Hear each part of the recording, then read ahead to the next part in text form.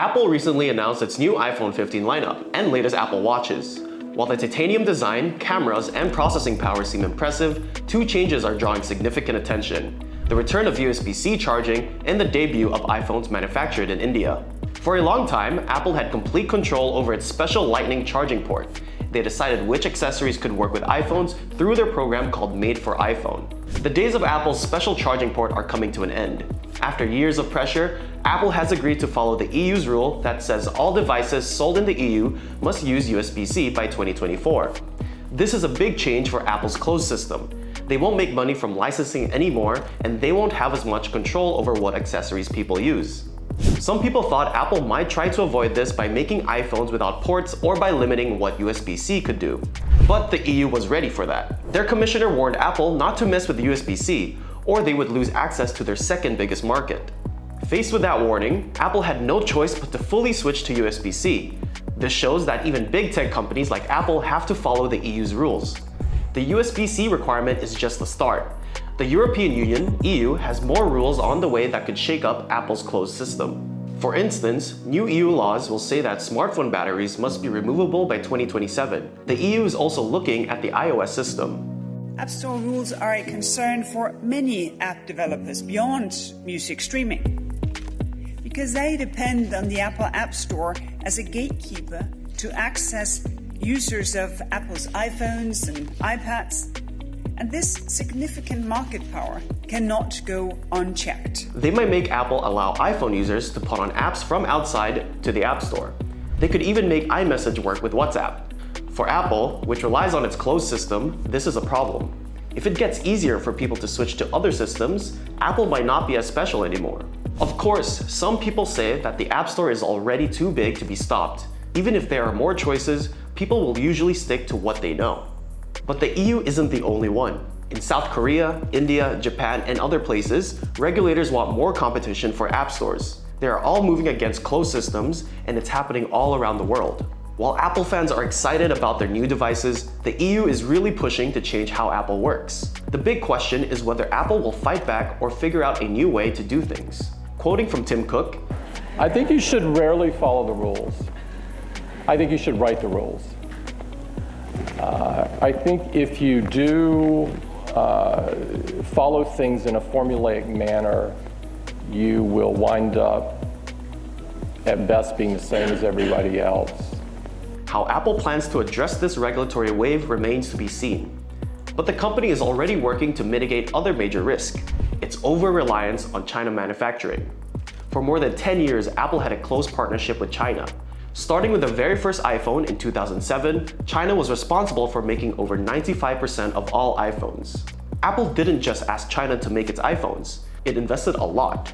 Apple spent a lot of money on special machines and worked closely with Chinese suppliers to create unique ways of making iPhones. This helped both Apple and China get better at technology. But putting all your eggs in one basket or depending too much on one place can be risky. Apple learned this lesson during the pandemic when factories in China had to shut down. China had a very strict COVID policy that led to a lot of disruption for many of these companies and seriously pushed them to consider manufacturing elsewhere where that kind of disruption would be less of a thorn in their sides. Other things made the relationship between Apple and China difficult. Worker salaries were going up. The people working in the factories were getting older, and there were tensions between the United States and China. There were even protests by workers at Foxconn because of COVID outbreaks. Demonstrations erupted when the workers, who had been under strict COVID lockdown for weeks, learned bonus payments would be delayed. At the time, Apple said it was working with the facility to ensure employee concerns were addressed. All these signs pointed to trouble ahead. Now, Apple is making some changes to its manufacturing strategy. Last year, Apple told its suppliers in India to get ready to make at least 20% of iPhones in the coming years. That's twice as much as before. To speed up this process, Apple brought in experienced people last fall to lead their operations in India. They don't just want to put parts together in India, they want to make important parts there too. When Apple launched iPhones made in India, it showed they wanted to use India's big workforce and the perks they get. Before the iPhone 14, Apple only made a small number of iPhones in India, and it was lagging behind China production by 6 to 9 months. But that delay was drastically reduced last year to just weeks, and now 7% of iPhones are assembled in India. Vietnam is another place Apple is looking at. Foxconn, one of Apple's main suppliers, spent almost $2 billion on facilities there. MacBooks, Apple Watches, and HomePods are starting to come from Vietnam. Being close to China helps because it's easy to move parts around. Vietnam also has a young, educated workforce and is open to tech manufacturing. Right now, Vietnam doesn't make as much as China, but they can set up factories quickly. Plus, their government is stable, which is different from China's unpredictable situation. But there are some challenges. They don't protect intellectual property as well, so there are a lot of fake products. Still, compared to China, Vietnam still seems a safer choice for Apple to expand its supply chain. By making things in different parts of the world, Apple isn't relying too much on one place. But don't get it wrong, China is still really important for making complicated stuff, but Apple knows it can't put all its eggs in the China basket anymore. The world's most valuable company is making a plan for the next chapter in its manufacturing story. Apple's recent iPhone launch has brought some big questions to the table. Will the pressure from new rules make Apple change the way it operates?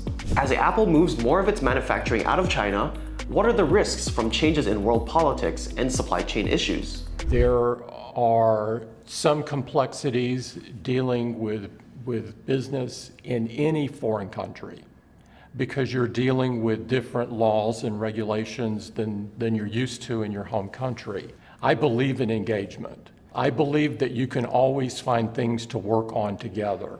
Apple is making changes to stay on top in this new time of rules and international changes. But they've got some tough decisions ahead that will shape where they go from here. We'll keep you updated because this story is far from over. I'm Miguel, and I'll catch you in the next Tech Bites.